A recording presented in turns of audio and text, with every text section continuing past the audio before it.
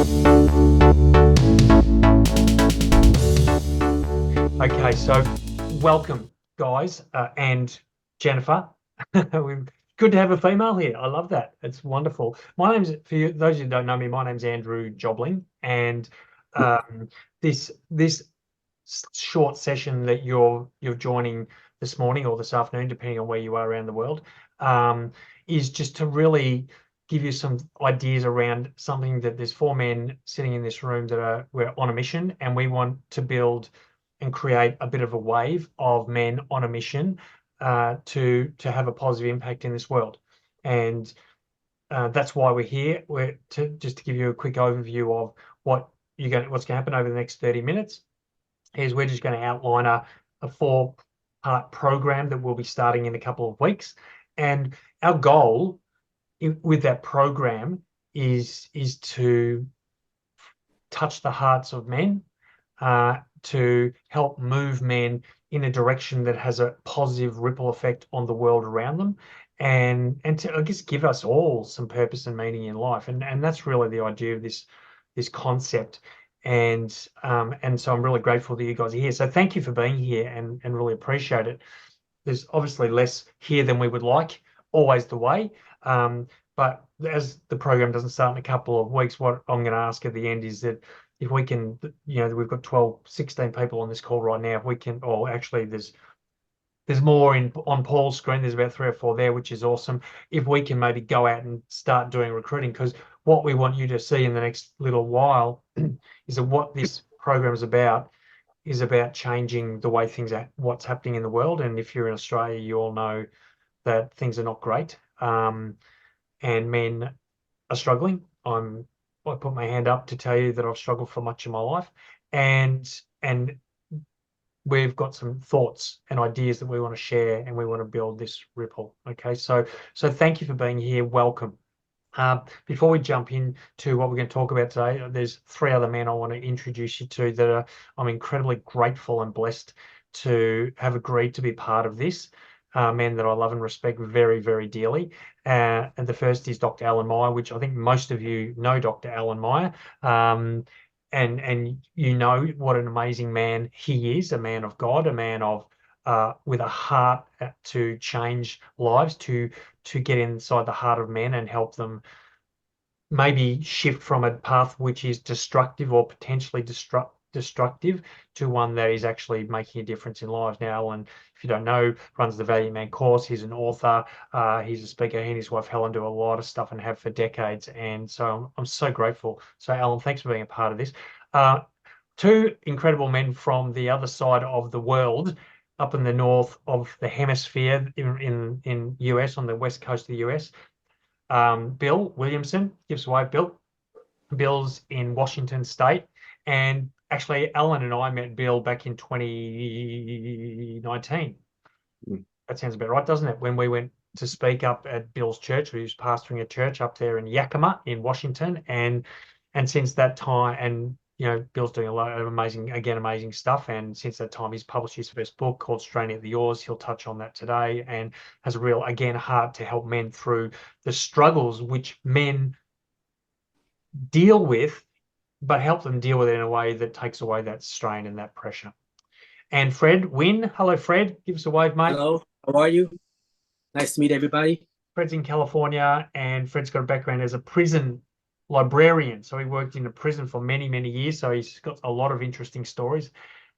He's also just recently published a book and has got a heart to really help people find the truth and to live their very best life. So this is the lineup. And what we're going to do is where each of us are going to just go through just an introduction to the session. So the way this is going to work is there's 4 sessions over 4 different days, and I'll give you the dates, and it's going to be simply a 1-hour thing. And the format of the program is going to be that each one of us will present. So Alan's going to kick it off, and he'll present some incredible content. Then there'll be some conversation, collaboration, and then there'll be some activities to then do between this session and the next one, and it will build on itself to hopefully to the point where you start to see some really positive change in your life, but also in the lives of the people around you as well. So I hope all that makes sense. I'm just going to quickly share my screen so you can see as I start just going through this program, and then I'll introduce Alan, Bill, and Alan, Fred, Bill to speak. So hopefully you can all see my screen. All good. Yes. Awesome. Great. Thank you. So, yeah, as I said, man on a mission. And I love that because I think men have the capacity and the power to make incredible positive change in this world. And we've seen it. We've seen it through the ages. And we all know one man 2,000 years ago that was the living epitome of the kind of man we all would aspire to be. Will we all be like him? No, not in a million years, but we certainly can aspire to be like him and have a mission. And I think for me, certainly when I've found mission and purpose in my life, it's amazing how my behavior, my attitudes, the things that I do start to create positive outcomes in life. So 4-session program, and starting on now, I think most of us are Aussies, except for, in Australia, it's May 11th. It's a Saturday. They'll all be this time on a Saturday morning in Australia.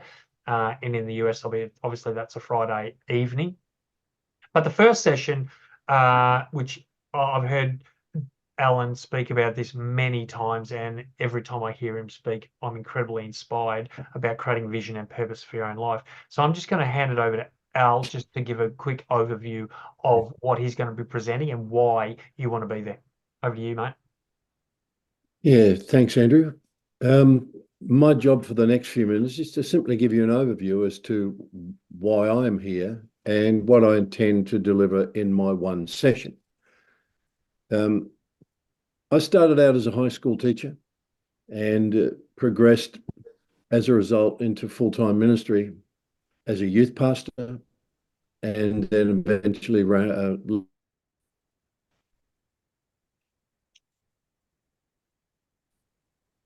in pastoring people. You start to look for tools and for ways of being useful. One of the things that became very clear to me very, very early in my experience is that I've just noticed one thing here, and that is a little sign came up on my computer saying my website is unstable. And the reason is because I'm on the wrong thing, and I'm just afraid that if I change it, is it stable for that? No, it's okay at the moment. You're okay. Yeah, all right. I'm on the wrong router, which is not helpful. Thanks, Al. That was a good beginning. One of the things that became very clear to me was one of the greatest needs in not only family life, but also in church life, in government, in community, is to pay attention to the behavior of men. As a result of that, when I was doing my doctorate with Denver Seminary, I created a course for the sexual discipleship of men, given the fact that most men get not 1 ounce of discipleship on how to manage their sexuality well. And that's why I created the course called Valiant Man. And my book is called From Good Man to Valiant Man, but that's not going to be the focus of my 1 hour. That's simply to explain to you why the book is there. But in the process of caring for people, you start to ask the question, how do we really help churches, families, and communities? And I think John Gottman, who is perhaps one of the best and best known marriage counselors in the world, summed up the issue of addressing men so well in his book called The Man's Guide to Women. Now, he in his work with his wife, ran marriage laboratories for more than 40 years, seeking to understand what are the dynamics of families and marriages that work well, and what are the dynamics that fail. And he sums it up in this way. He said, men have the power to make or break a relationship. It's what men do in a relationship that is by a large margin the crucial factor that separates a great relationship from a failed one. This does not mean that a woman doesn't need to do her part, but the data proves that a man's actions are the key variable that determines whether a relationship succeeds or fails, which is ironic since most relationship books are written for women, which is like doing heart surgery on the wrong patient. The talk that I'm going to give you in my one session comes out of my deep concern for the lives not only of men but of the women and children who look to them for leadership. I've watched churches fail. I can see consistently watch governments fall and communities distressed, because it's what men do that set the tone and create the environment in which women and children do their lives.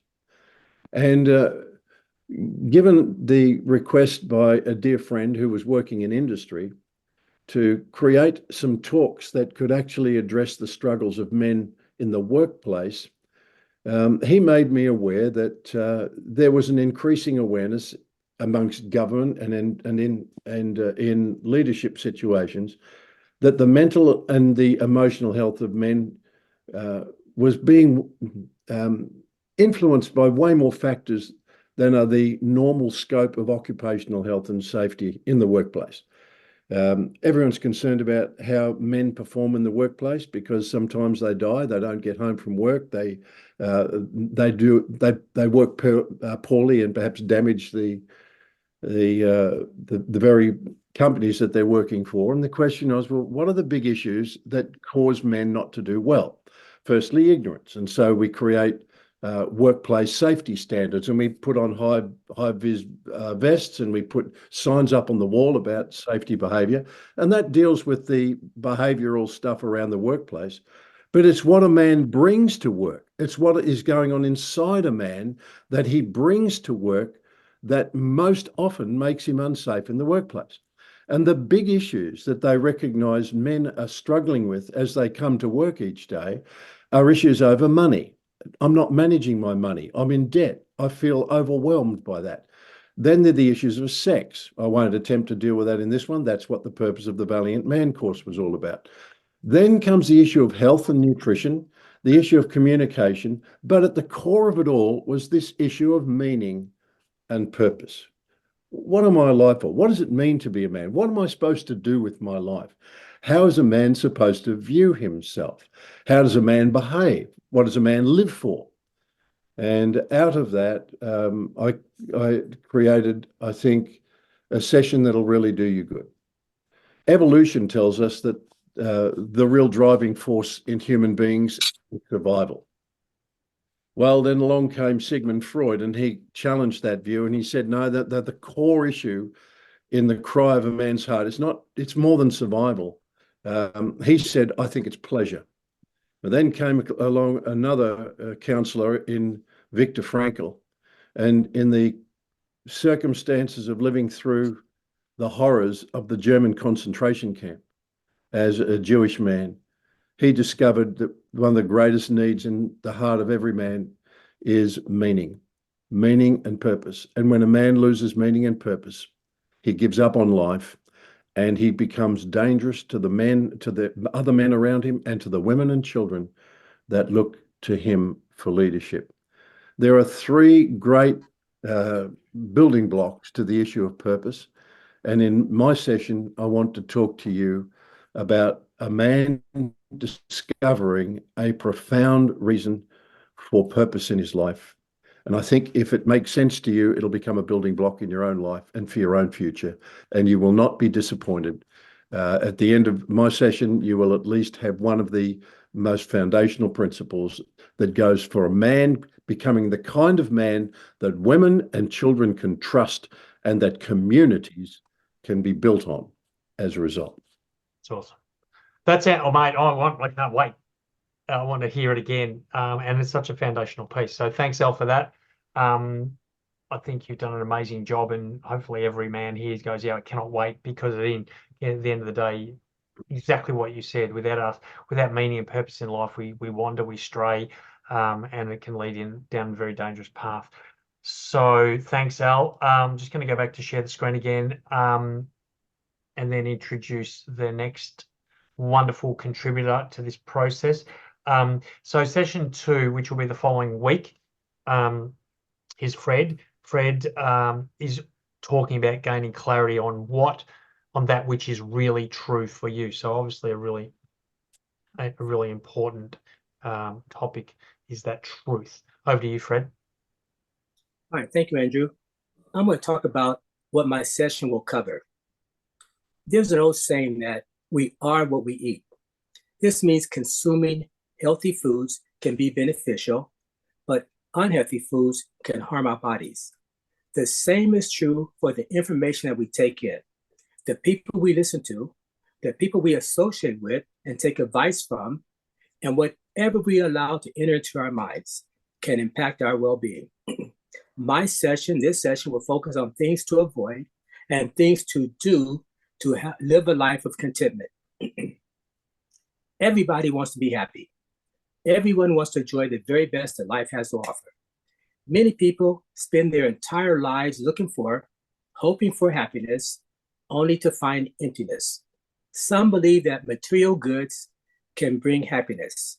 However, a person can have an abundance of things and still experience profound sadness. Others seek happiness by striving to obtain a certain position in their profession or their jobs, and they spend 20, 25, 30 years climbing the ladder of success, only to find at the end of this time that the ladder was against the wrong wall.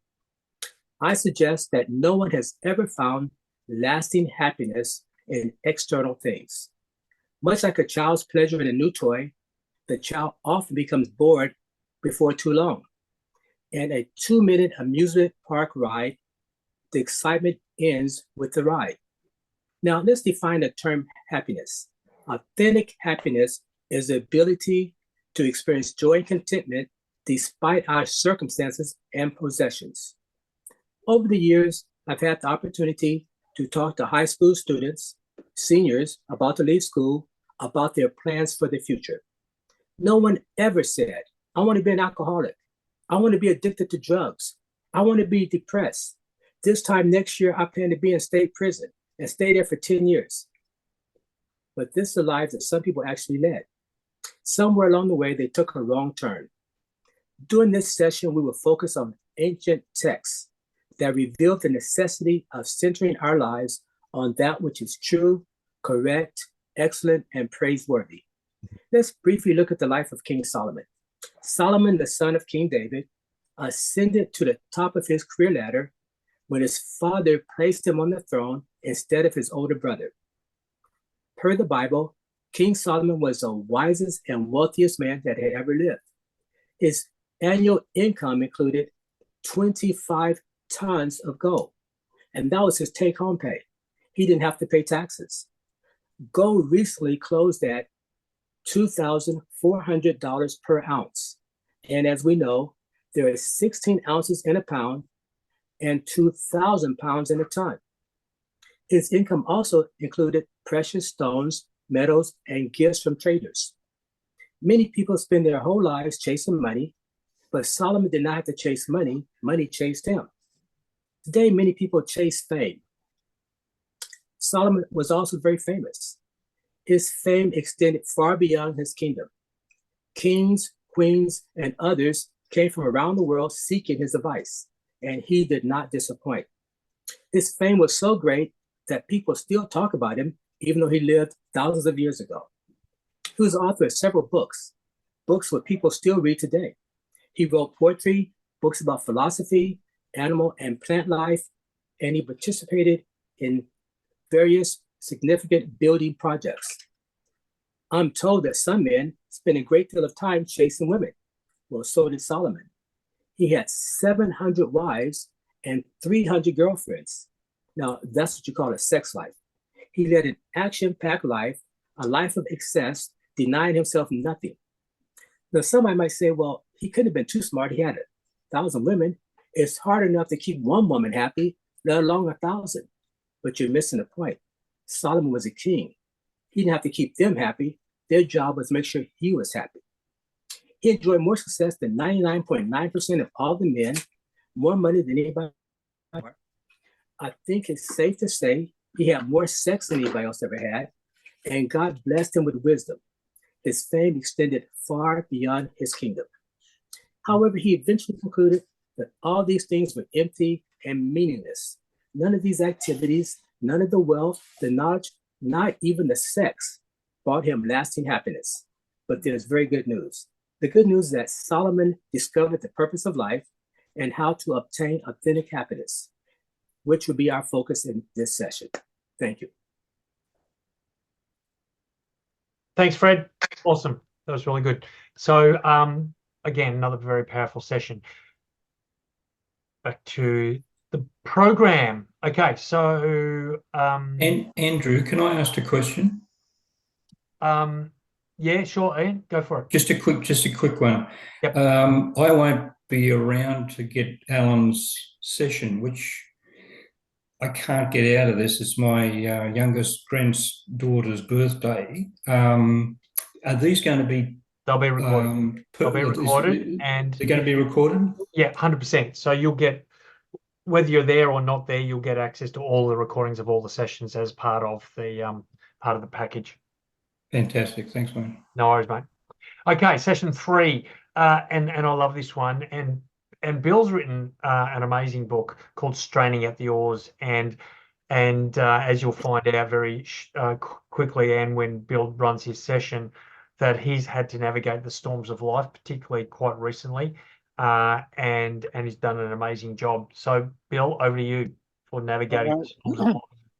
Greetings from the United States, from Washington, and great to see you all down south. But look forward to hopefully getting to know you some more in the future. But this is what I want to say, is that a profound period of growth in myself, but also spiritually, occurred in my life a few years ago while I was going through a very difficult season in life. And at the same time, I had begun writing my book, thanks to Andrew. It's called Straining at the Oars. It's based upon an event in the Gospel of Mark in chapter 6, that after Jesus feeds the 5,000, he instructs the disciples to get into a boat, go to the other side of the lake where he would meet them. But then later that night, the boat was in the middle of the lake, and it says in verse 48 that Jesus, looking at them from the shore, saw that the disciples were straining at the oars. It says in the English Standard Version, they were making headway painfully. Why? Simply put, because the winds or the storm were against them. It's as simple as that. The storm was preventing them from making it to the other side of the lake, and any progress they were making was a painful struggle. My life, it seems, has been a painful struggle, and yet God has shown me some ways to stop straining at the oars, ways that I hadn't even imagined, things that were going on in my life that caused me to live the majority of my life making headway painfully. The fact is, we'll all encounter storms or already have been through some storms in our lives. They could be storms we see coming on the horizon, or ones that seem to come out of nowhere. The lie that we all buy into, particularly as men, is that when we encounter storms in our lives, we just need to do better, get stronger, pull ourselves up by the bootstraps, and carry on. As such, it seems as though we are painfully making headway in our circumstances or even in our entire lives. That's not the abundant life Jesus came to give us. We do not need to continually strain at the oars, attempting to power our way through things, or to outrun or even avoid the storms that inevitably are going to be the end of us if we don't do what is necessary to get through to the other side of whatever it is we're going through. In an attempt to fix whatever we're going through, we may end up actually sacrificing all that we have, including our health and our relationships, all in the attempt to keep doing life in our terms, in our own strength and power. Some of the storms I will address in my book and in my session. Maybe you've already encountered some of them: the death of a loved one, unemployment, divorce, sickness, or perhaps a life-changing transition that you're going through. As I've discovered through my own personal storms, there is hope. And my desire, as I share in my book, is to help you not only discover why you may be straining at the oars, but to also give you the tools to help you let go of the oars in order to fully receive what only God can give to you. The final outcome is that you might not just necessarily survive the storms, but that you'll get to the other side of whatever it is you're going through and begin to enjoy the abundant life that Christ came to give all of us. So that's my hope. And there's a lot to unpack in that. And hopefully I did it in a succinct way for you all to get a glimpse as to what my life has been like, what my struggles have been, and how I might be able to help you going through whatever it is you're going through currently or what might be around the corner. Yeah, good introduction, Bill. That was awesome, Bill. Hallelujah. I mean, my gosh, I mean, all of us maybe dealing with right now storms in our life, or certainly have, and we will. I think the certainties in life are, they say death and taxes are the two certainties in life, but I think the other certainty is there will be storms in your life for sure. And having the skills, having a purpose, knowing the truth, and having some strategies to deal with those storms when they come, oh my gosh, it makes life way more joyful for sure. And the final session is my session. And we're going to, and that's, as you can see now, just to, so you might see the dates there. There's the first two are concurrent weeks, and then we miss a week. Yeah.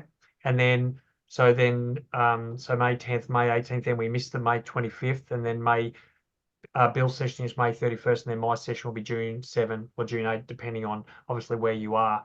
And it's all about identifying what's worthy of rejoicing and start rejoicing. Yeah. Because at the end of the day, joy isn't what we want, joy in our life. And, I guess in my session too, like everyone, I'm going to talk about a lot of my experiences, and I certainly haven't spent the vast majority of my life rejoicing. If anything, I've spent the majority of my life chasing, trying to chase. I struggled with self-worth. I'm really only have been a Christian for the last probably 6 or 7 years, and before that, I was thinking that, again, like Bill was talking about, I had to be it all and do it all to be loved and respected, and that desire to chase and be validated, never rejoicing. By the way, always never feeling good enough. I don't know, has anyone ever experienced that?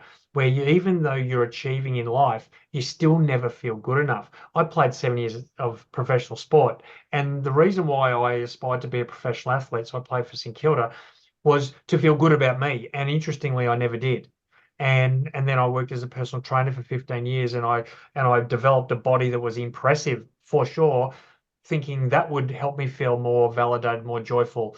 Never did. Never felt good enough.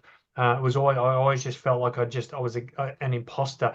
I've been married 3 times. Why? Because I'm thinking that a marriage will save me. Someone else will fix me. Someone else will fill the gaps that I don't, that I felt like I had, the broken pieces that I had. And I think for me, where the rejoicing started was, interestingly and I think this was a time for a lot of people when they really reflected, was COVID.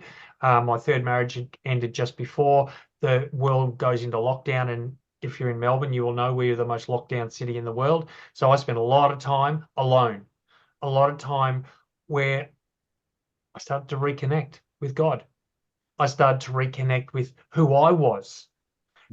And it's incredible to feel that overwhelming feeling of joy and rejoice when I could start to understand that God loves me no matter what I've done, no matter what I haven't done, no matter who, he loves me anyway. To know that I don't need to have all the answers. To know that I'm not, and this is what Bill's saying, to know that I can just, if I just trust and have faith, that the right things will come into my life, to value me for who I am, not for what I do or what I achieve. And it's been just such a wonderful revelation for me. And so really what I want to cover in my session is, because I think this is where men struggle. Like I see it, and Alan writes about in his book, and I'm currently writing a book for men. We struggle with self-image issues. most men. We struggle with dangerous stereotypes. We struggle with a brain, a chemistry, and Alan talks about it a lot in his book, where if we don't understand it, it can lead us out of control and into very, very dangerous paths. So what I want to do in my session is help you rejoice in who you are. Find the things, really identify who you are at the core, what God is doing in your life, what's possible for you, and really just live that full life of abundance and joy. So that's a quick overview of the 4 sessions. Now, what I just want to do is go back to sharing the screen, and we'll open this up for questions shortly if people have questions. Let me just share the screen again. Now, I'm not sure. Can you see that at the bottom? Or is that blocked? Yeah, no. Well, no, now you got it. Now it's up. Oh, okay. So Yeah. so for those 4 sessions, the 4 sessions, they're 60-minute sessions plus all the resources plus recordings, $75 US, right? Which is just over $100 Australian. It's not a lot of money for what you're going to get. We don't want to make this.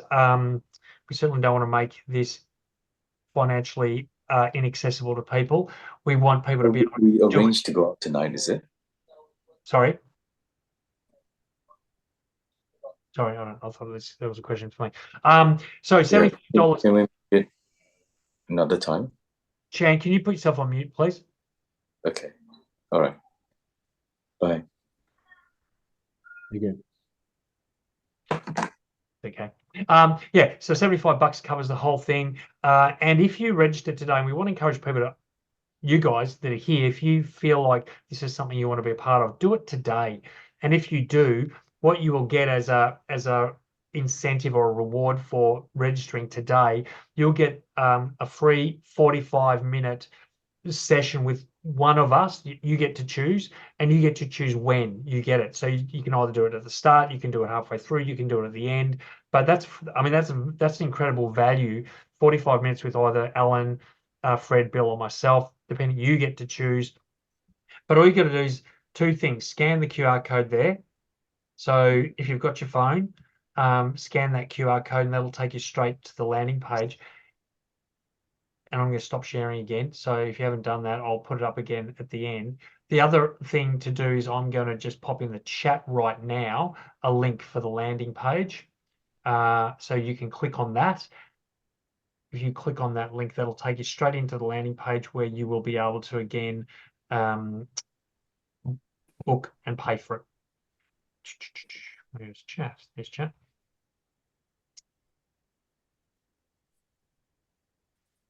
Okay, so that's in the chat. So if you click on that, that'll open up the website and you can book there. Now, are there any questions? Has anyone got any questions they want to ask right now? Any clarifications, anything that you'd like to know?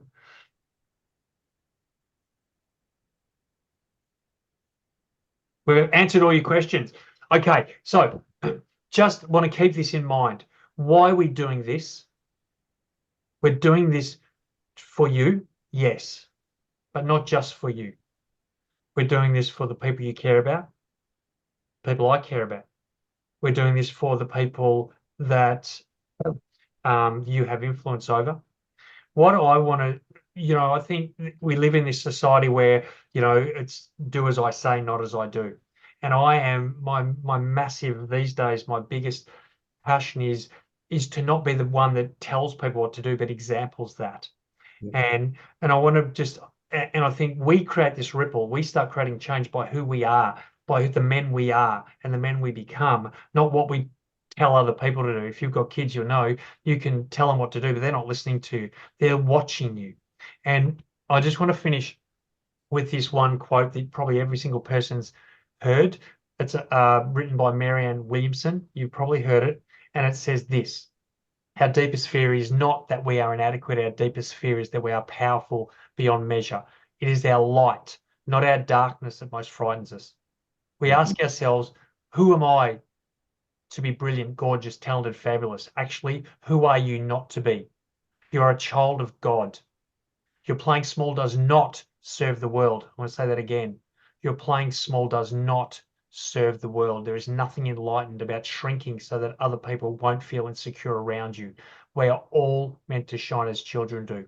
We were born to make manifest the glory of God that is within us. And it's not just in some of us, it's in everyone. And now these last two sentences are the key. As we let our own light shine, we unconsciously give other people permission to do the same. As we are liberated by our own fears, our presence automatically liberates others. Yeah. Can I make That's what we're trying to do. Sorry, Al. Yeah, let me make a comment, just in support of the opportunity. Why am I here? Why am I doing this? I just want to be useful. And the collaboration with Andrew over these past few years has been extraordinary. Now, we bumped into each other at a men's conference. We're both invited to speak at a men's conference. I did my thing, he did his. But I heard him say something about my health that was so gripping. I followed up with him afterwards, and we connected, and he began to coach me on my health and on my weight loss. And the way he coached me was so helpful. I have now imported those concepts into my Valiant Man course. And as a result, I created 63 daily little videos, which some of the guys on this screen who've just been through my Valiant Man course, I picked up that thought of coaching on a daily basis from the way Andrew coached me. Now, as a result of our relationship, when he wrote his book, The Tears of Joy, he allowed me the privilege of writing the foreword for it.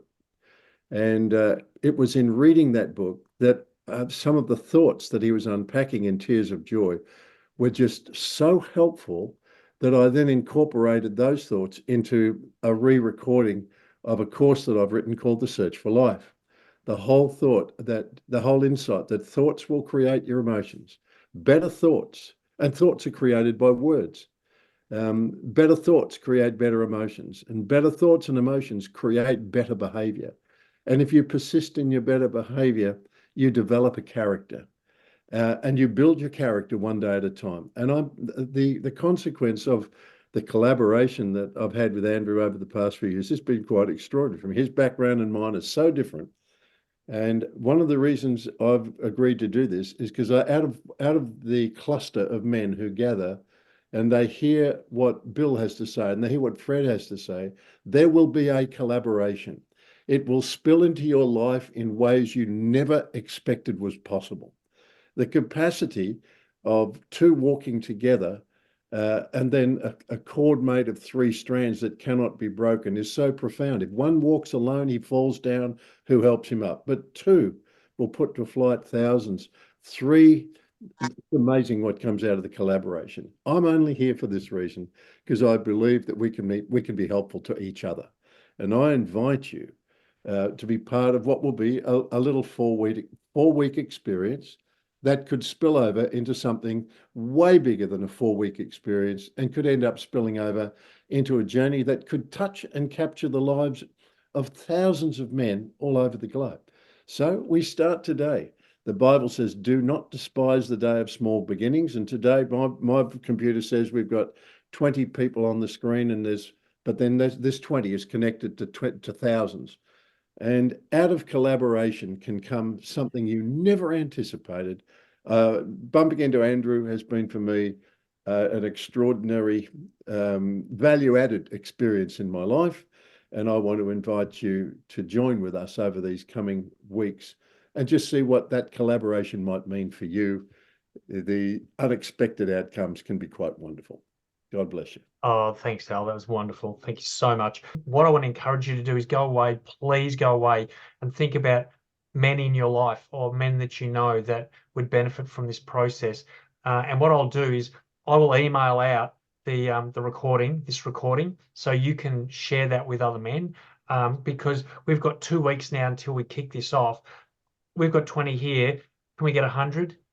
I think we probably could. And the more men we can get onto this program, the greater ripple effect it's going to have. So, and let's see what we can create. This is not just about Al and Fred, Bill and me. This is about you guys and about what we can do in this world that needs help.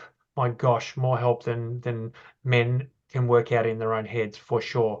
So thanks everyone for being here, and look forward to you being a part of this incredible journey with us. And I want to thank Al and Fred and Bill. And let's get on a mission, guys, and make a difference in this world. Thank you very much.